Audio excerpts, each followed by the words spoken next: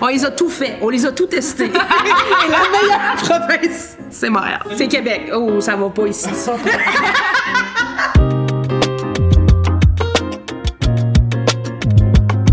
Je m'appelle Rosalie Lacroix, je suis diplômée en création humoristique cohorte 2023 et je fais de l'humour. Moi, je m'appelle Mathilde Perdon, je suis finissante 2024 à l'École nationale de l'humour en création humoristique.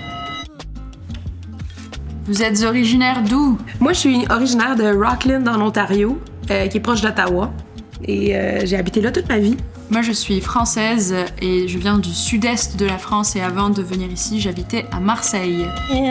Quand on est une étudiante internationale, c'est quoi les étapes pour obtenir un visa étudiant, si tu m'as fait? Les étapes, oui, il y en a beaucoup. Tout d'abord, ne pas oublier d'avoir un passeport à jour. Première étape. Ensuite, il faut d'abord demander au Québec pour pouvoir venir vivre ici à Montréal. Il faut déposer un dossier avec plein d'affaires dedans qui, à l'issue d'un mois, donnera un certificat d'acceptation au Québec. Suite à quoi, on peut enfin demander au Canada un permis d'études qui est le visa étudiant. Et une fois qu'il est accepté, on peut venir. Quand on vient d'une autre province ou d'un autre pays, quels sont les défis pour s'installer dans la meilleure province du monde? La Régie de l'assurance maladie du Québec et le système de santé québécois. Oui, c'est l'équivalent de la sécurité sociale en France. Pour avoir la RAMQ, il faut demander un formulaire auprès de la sécurité sociale française avant de partir, mais une fois qu'on a notre permis d'études, il faut vraiment être tight dans les procédures avant de partir là. Et il faut l'envoyer une fois qu'on est là et une fois qu'on a une adresse et un compte bancaire. Bon courage. Quand on vient de l'Ontario, il faut appliquer pour changer ton permis de conduire et pour la RAMQ aussi. Quand tu as le statut d'étudiant, de ce que je comprenais, je pouvais garder ces deux choses-là jusqu'à temps que mon statut d'étudiant finisse. Je pouvais aussi appliquer pour la RAMQ en tant qu'étudiante, ce que je n'ai pas fait parce que j'étais juste à côté, mais ce que je recommande de faire. Puis aussi pour ton permis de conduire, il est valide pendant 6 mois après ton statut étudiant. Après ces 6 mois-là, tu dois absolument avoir un nouveau permis de conduire parce que sinon, tu vas te faire chicaner. C'est quoi les astuces pour avoir un appart à Montréal pas trop cher et pas trop loin de l'école? Dites-nous comment l'impossible peut devenir possible. Alors, on va commencer par proche de l'école. Le métro existe. Utilisons-le. Parce que moi, j'étais pas proche de l'école.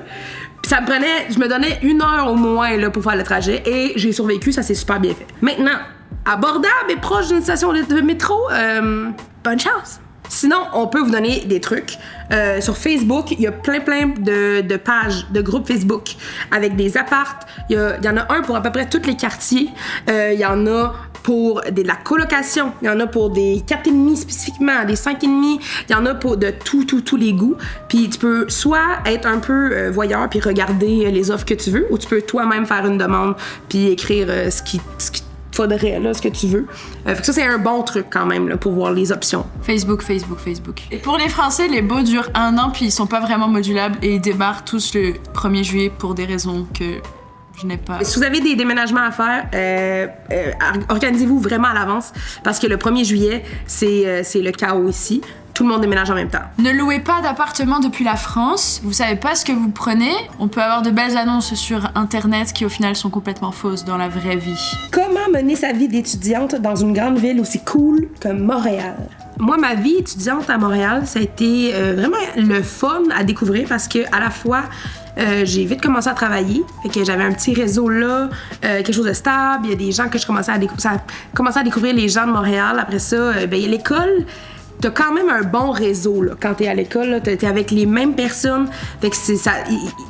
N'aie pas peur de demander des recommandations à tout le monde dans ta cohorte. Là. Il y a un choc culturel qu'on sous-estime aussi parce que on parle tous la même langue, mais c'est pas la même culture non plus. C'est apprendre une nouvelle façon de penser, découvrir des gens et une culture différente globalement. Ça demande du temps et de l'énergie. J'étais brûlée après ma première session. Après ma première session, pendant la première relâche, j'ai vécu un coma de 3 semaines pendant lesquelles je n'ai rien fait du tout.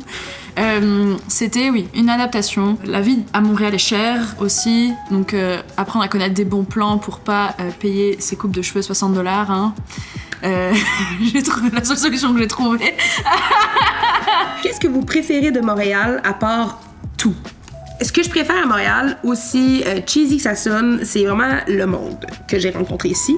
Parce qu'ils ont vraiment transformé cette place-là. Ils ont rendu ça un peu à la maison. J'aime aussi le fait que tu peux vraiment te déplacer relativement facilement, un peu partout. Puis qu'il y a de la vie. Il y a vraiment de la vie à tous les soirs. Si tu veux faire de quoi de différent, ben il y a de la place. Et on est sur le bord de l'eau, ce qui est peut-être mon affaire préférée. Ici, il y a quand même une ouverture d'esprit qui est très différente de celle de la France et une sensibilité très différente. Et prendre du recul sur sa propre culture, c'est toujours bon de se remettre en question puis de découvrir de nouvelles affaires avec un œil d'enfant, finalement, dans un pays qu'on connaît pas. C'est quand même cool. Si vous avez d'autres questions, vous pouvez toujours contacter l'école ou des gens du Québec qui vont pouvoir vous aider. Autre que ça, on vous souhaite un beau bonne chance. Bonne chance. Pour la suite. Bon courage, vous en aurez besoin.